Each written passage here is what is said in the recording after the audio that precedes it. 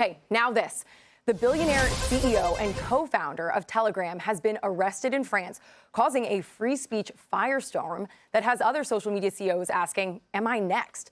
Rumble CEO Chris Pavlovski has already fled Europe. Elon Musk taking to X saying, quote, moderation is a propaganda word for censorship.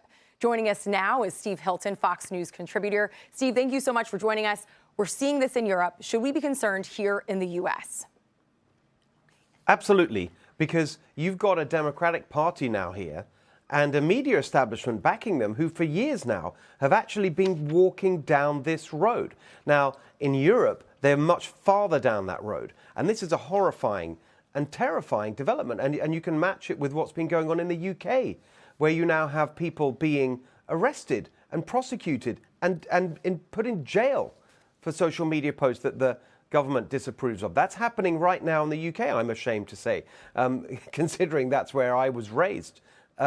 So you don't have as far down that road in terms of threats to free speech here in America yet, but you have a Democratic Party and a media. We saw it in the pandemic. We saw it with all the organized censorship industrial complex that first arose when they claimed it was all about national security, and then over the years they morphed into attacking free speech with respect to challenging elections and then challenging it now turns out completely incorrect public health statements on the pandemic. We're down that road already because the Democrats have no respect for the First Amendment. You see that all around us. So it's a time to be very, very concerned. Steve, I also want to talk about Kamala Harris in the past has been supporting Medicare for all. Everyone in the media seems to think, oh, that's an old policy and it's not her current stance.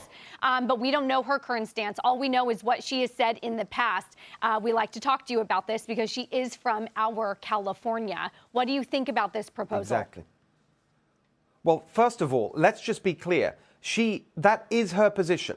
Kamala Harris's position is to take away your private health care because she hasn't said anything different. So when you see on ABC News and elsewhere, the media say, when Senator Tom Cotton put that point forward and the ABC host said, well, no, that's not what she says. It is what she says. Until Kamala Harris personally, in her own words, tells us that that's not her position and what her new position is and why she's changed, we should hold her to it. Of course, this is a proposal that has been tried to be introduced here in California for years in the state legislature. It's part of the far left experiment here in California, the Kamala Harris agenda. We can see it in action here in California. And what has it resulted in? The highest taxes in the country, the highest poverty rate in the country, the highest unemployment, the worst business climate, on and on and on. The Kamala Harris agenda implemented here in California has been a total failure on every front.